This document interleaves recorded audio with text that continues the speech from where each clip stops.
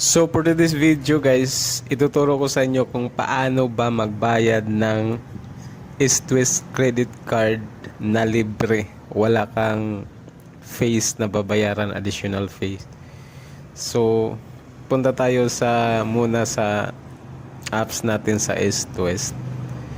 So makikita natin dito yung credit card natin, dito yung balance natin, yung outstanding limit.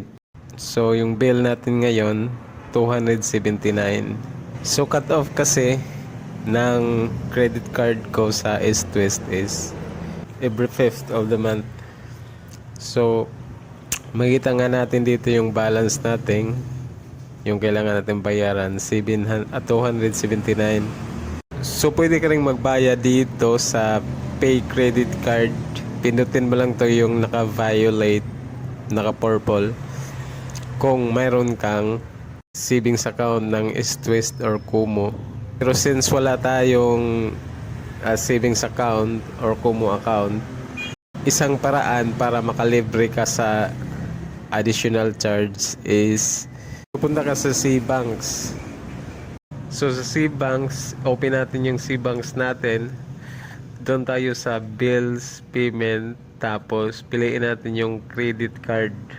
Tapos sa credit card, yan makikita natin dito yung mga bank na pwede natin gamitin or bayaran. So search lang natin dito East-West. So andyan na yung East-West. Dito naman i-type natin yung mga information natin, yung una yung credit card natin number. So takpan natin yan kasi confidential yan, at yung amount at yung pangalan mo. So pag natapos mo na yan, kailangan mo nang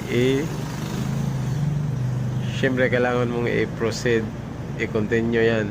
Makikita mo na libre, so proceed natin, pay. So successful na yan.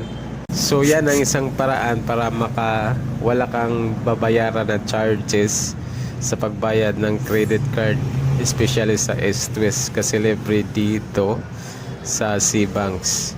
So yun lang sa video na to, at sa'yo nakatulong.